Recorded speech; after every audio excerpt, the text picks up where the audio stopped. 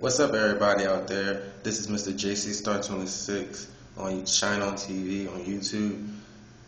If you want to find me, you can follow me at Twitter at Jazz Covington, JEZZECOVINGTON, JEZZECOVINGTON. So, or find me on Facebook, same name, same spelling. So, like I said, ShineOnTV, inspirational awesomeness. Tomorrow is officially my birthday. In less than 24 hours, I'll turn 16. And I'm so excited because I guess it's another step forward of being more older and me to do a lot of things that I can do instead of when I was younger. So pretty much I am happy about that. Hope that you wish me a happy birthday. But like I said, tomorrow, January 29th, is my Mr. JC Star 26 birthday. And oh yeah, and my name is Jazz Covington. So just so people know that. Jazz Covington with an E with Jazz. So just people know that. I said I want to talk about 3 topics today. It's 3. 1, 2, 3. 3. My first topic will be about smoking and drinking. Second one will be about my Giants. And third one will be something inspirational. So let's get into it. First topic, smoking and drinking. Now, everybody, I don't care who you are, I care who you are, but no matter who you are, everybody has friends that does smoking and drinking. No matter if you're, you might have a parent, aunt, cousin when you're little or older. You always have someone in your life that does it. Now, in my opinion, personally, it's stupid. Like, people that smoke and drink are annoying because it's like, don't you know what you're doing to your body? I mean, you're pretty much killing your lungs every day when you're smoking cigarettes. And let's put the record out there. People said that weed does not affect you. Yes, it does. It affects your brain, aka your brain cells. That's why some people that smoke weed are, it's like they forget things and it infects your brain a bit. And then they said, I heard one of my friends say after when you smoke weed that you feel a little lightheaded the next day and you kind of feel lost. Don't you think that's abnormal? I mean, some people that think they smoke and drink are cool because, I'm cool with the cool kids because I smoke and drink. I'd rather be uncool with the cool kids rather than hurt my own body. So I just feel sad for all these young kids and kids that are my age in high school and middle school, even probably elementary school. People do it. They smoke and stuff. It's really sad because the little kids get this from the people that are supposed to be role models for them. The little kids get this from the older kids. They see older kids doing it, so they say, "Hey, that look cool, so I'm gonna do it." And that's a shame. Kids should not be able to grow up to that type of standard. They should be able to get their education and grow up to be somebody instead of going out and smoking. And let's put the record out there again. Smoking and drinking is not cool. It's not cool. If you think that you are cool and you're popular because you smoke and drink, okay, to other kids that do it, yes, you are. But to people that don't do it, you're not. It shows that you're insecure and you care about what other people think of you, and you just want to fit in, and you will do anything to fit in. And that's just really, sad to see people think that they're popular or want to get popular because they smoke and drink and they're doing stuff to their bodies. It's really crazy. I mean, I would never smoke and drink, in my life. I mean, I have my family members that do it, and people think I do it because they do it, and I feel offended by that because I don't do it at all. I never tried it. Never tried or anything because I don't plan to, and I don't plan to at all in my life. And my kids are not going to grow up one day, are not going to grow up to be like that. So pretty much, if you smoke and drink, just know what you're doing to your body, and just know what you're doing to your life. Don't try to influence other people to do it and make them feel bad because they don't do it. Because no offense, the truth of the matter is they're making a good, smart decision of a healthy life.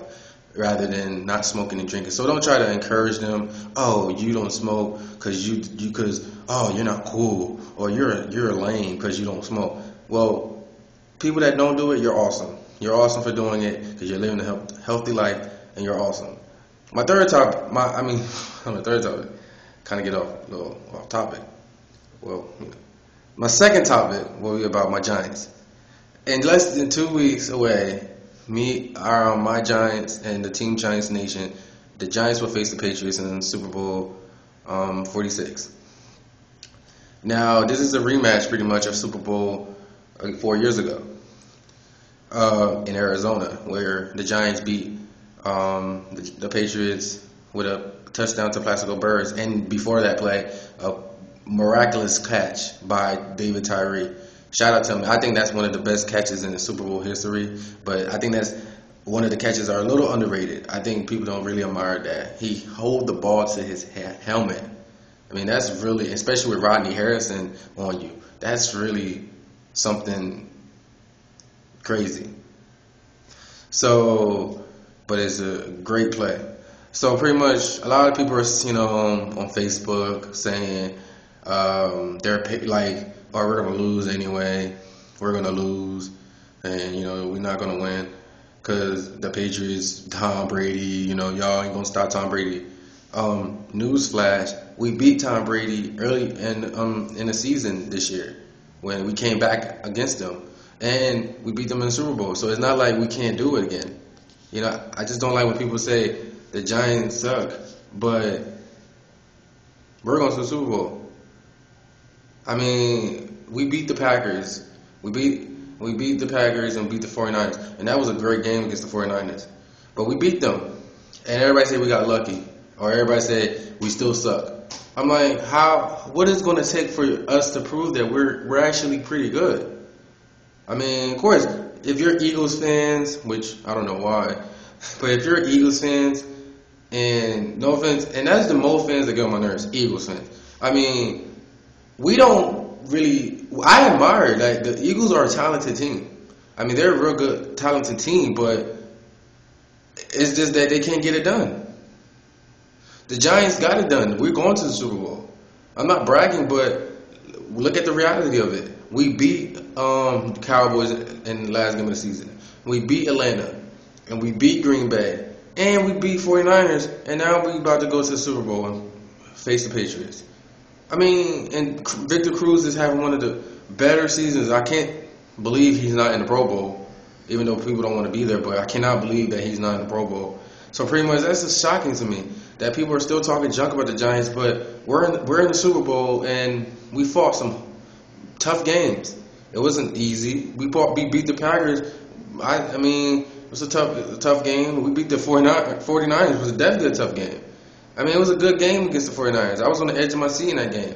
At one point, I ain't gonna lie, I thought the 49ers was gonna win that game because they had the home field advantage. They were a good team. Great. I mean, their defense was just playing well that game, and our defense as well. But at the moment, I thought, man, that the Giants were going to lose this. But when Kyle Williams for the 49ers fumbled the ball, I was like, game over, because we got a good kicker in Lawrence Tynes, and good luck to him because great job for him because he did. It's almost like a recap, like a scenario, a replay scenario of when we went to the Super Bowl against the Patriots the first time. We went overtime against the Packers, and Lawrence Tynes kicked the game-winning field goal. And then it's the same thing. We went overtime with the 49ers this year, and Lawrence Tynes kicked the field goal to get us to the Super Bowl. I'm not trying to say history repeat itself, but that could be the case. And third topic of the day, my last topic. My last topic will be about something inspirational. I think this is a real inspirational story. I'm going to take two inspirational stories. One was the center from Michigan, the University of Michigan, David Malk. I think that's one of the most inspirational stories I have ever heard. David Malk, center of Michigan. You have to hear his story. I mean, this is a kid who, not a kid, but this is a guy who grew up and his mom had cancer,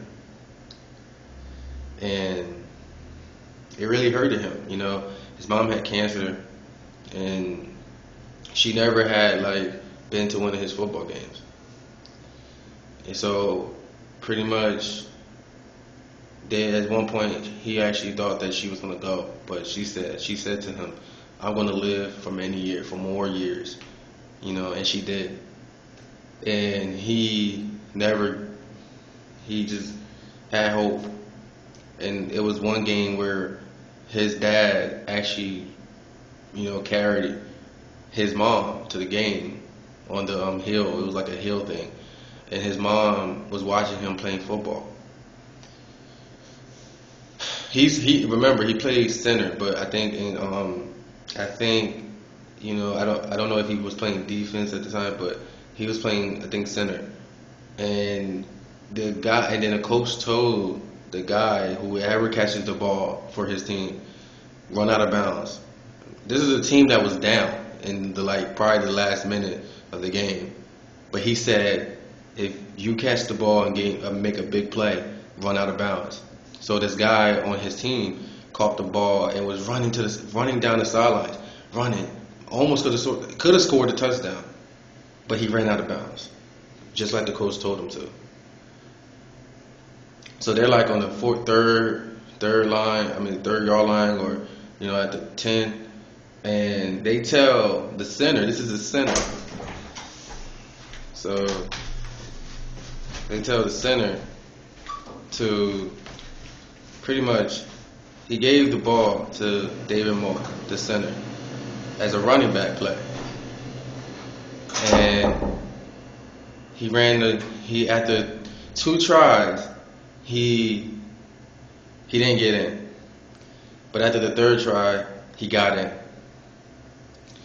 I mean, I know the story coming from me might not be so inspirational, but you have to hear this story. I mean, this story is really inspirational, and he gave the game-winning ball to his mom, and she later died on.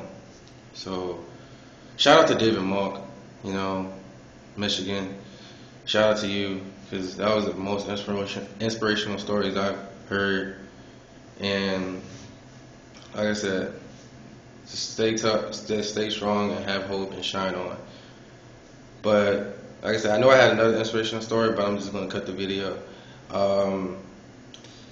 Hope that everybody will inspire somebody in their life. That if someone's going through something, it's always good to inspire somebody, because you can be an inspiration to someone who doesn't have any hope, they feel like they have no will to live. You can be an inspiration to someone if you could just sit down and listen to them and give them some inspirational hope.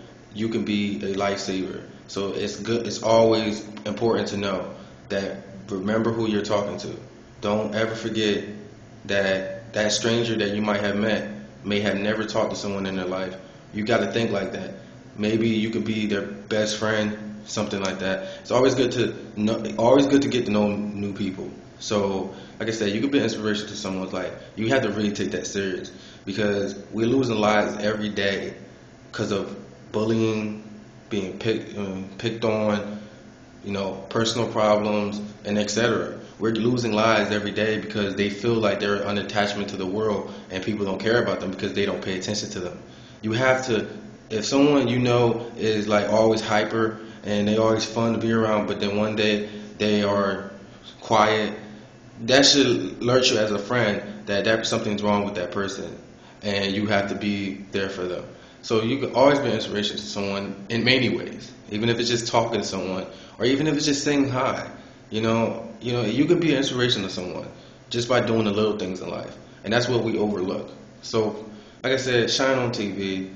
Hope that everybody be inspirational and shine on.